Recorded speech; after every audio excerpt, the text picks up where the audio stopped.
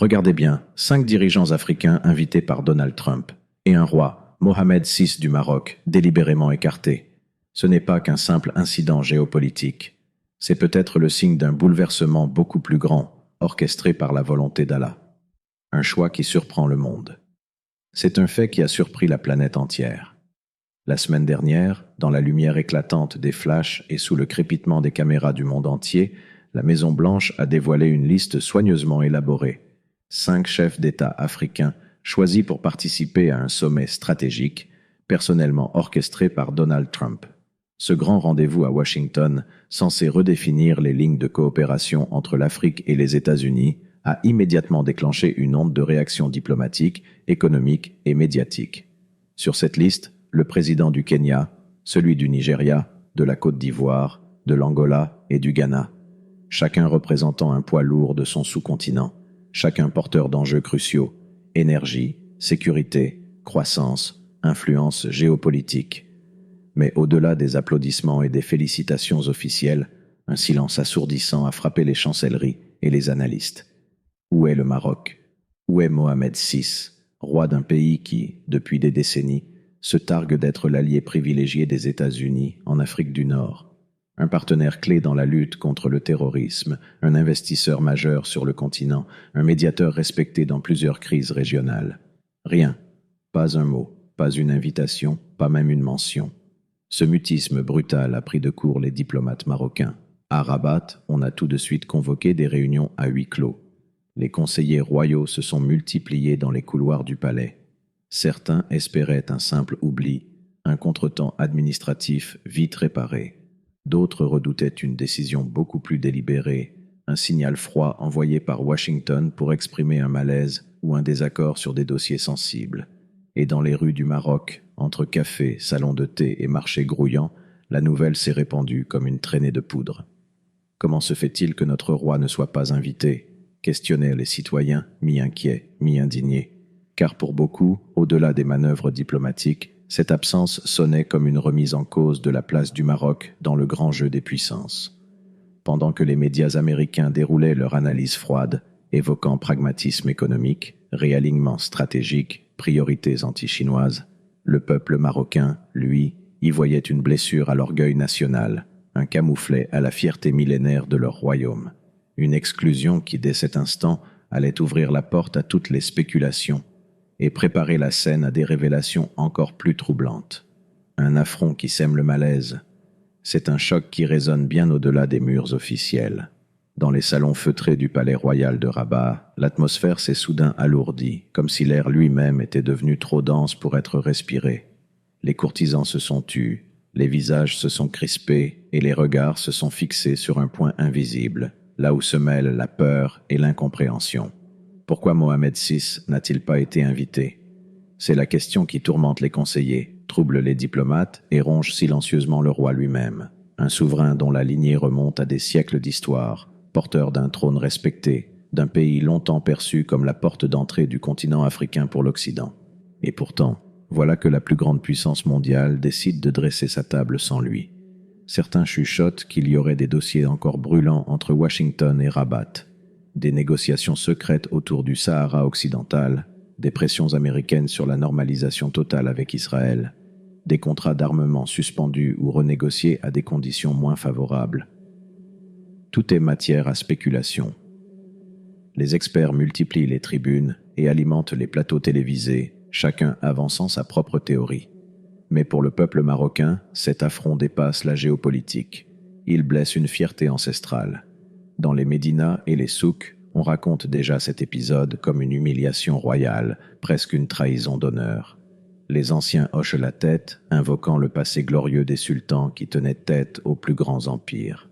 Les jeunes, eux, partagent leur indignation sur les réseaux sociaux, où l'on voit fleurir des montages sarcastiques comparant l'invitation américaine à une fête prestigieuse dont leur roi aurait été exclu par caprice. Ce silence diplomatique, loin d'être anodin, agit comme un poison lent. Il laisse place à toutes les interprétations, nourrit les fantasmes de complot et exacerbe les blessures cachées. Car au fond, chacun comprend qu'en politique internationale, rien, absolument rien, n'est laissé au hasard. Et si cette exclusion n'était pas une erreur, si, au contraire, elle avait été pensée, pesée, planifiée pour envoyer un message clair, votre place n'est peut-être pas aussi solide que vous l'imaginiez.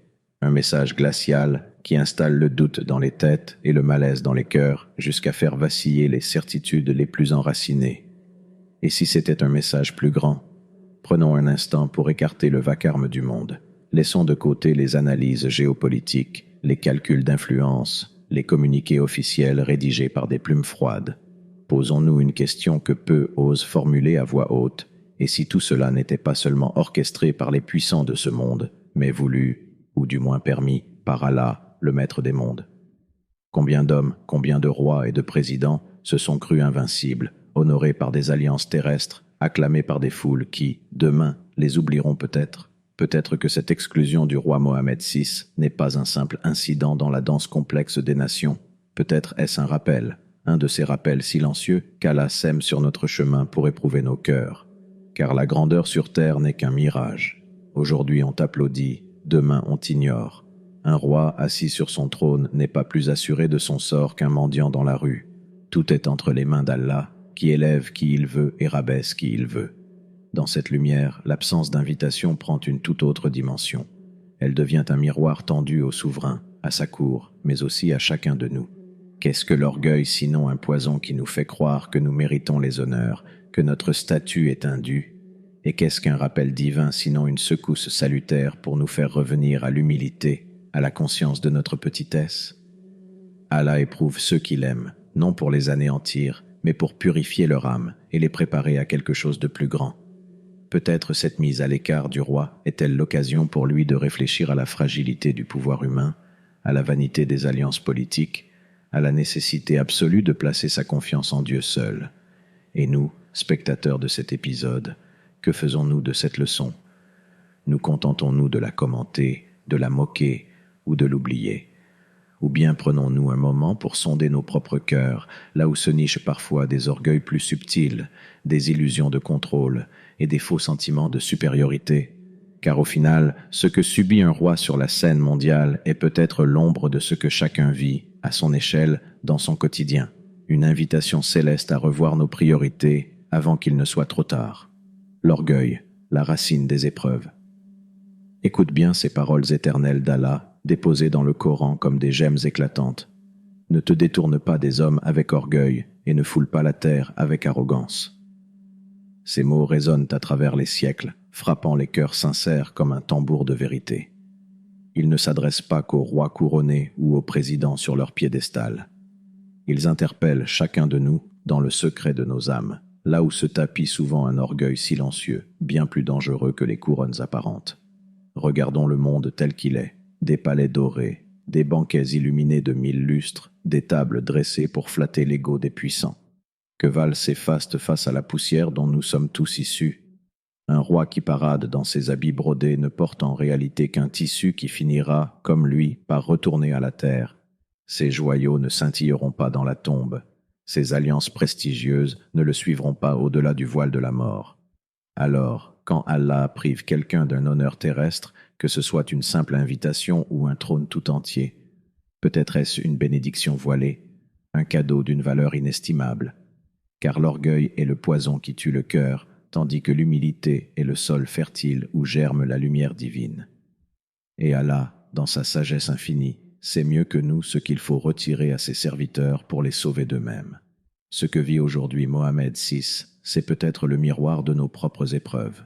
Nous aussi, parfois, nous sommes mis à l'écart, humiliés, privés de reconnaissance. Nous aussi, nous nous demandons « Pourquoi moi ?» alors que la vraie question devrait être « Qu'est-ce qu'Allah veut m'enseigner par là ?»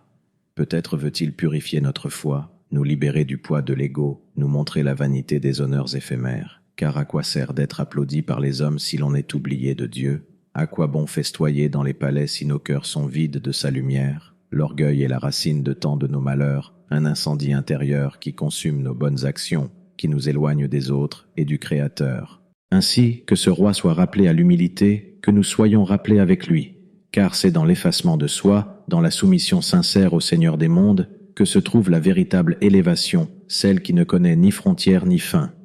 Un dernier signe troublant. Il est des détails qui, pour l'œil inattentif, ne sont rien d'autre que de simples coïncidences. Mais pour qui sait observer les signes, ces détails deviennent des éclats d'un mystère plus grand, des échos du divin. Ainsi, dans les jours qui ont suivi l'annonce de l'exclusion du roi Mohammed VI du prestigieux sommet américain, un phénomène discret mais lourd de sens a pris place à Rabat. Les portails du palais royal sont restés fermés aux journalistes étrangers, pourtant toujours avides de clichés officiels et de déclarations lissées. À la place, derrière ces hautes murailles décorées de zéliges ancestraux, on a pu entendre s'élever des voix. Des voix qui récitaient des invocations, entonnaient des prières collectives, parfois tard dans la nuit. Des processions pieuses, des lectures du Coran organisées en urgence, des imams conviés spécialement pour multiplier les douas. Certains proches du palais ont laissé filtrer des confidences étranges, à peine voilées. Sa Majesté a demandé que l'on intensifie les prières pour la sauvegarde du royaume et pour que la faveur divine continue de l'accompagner.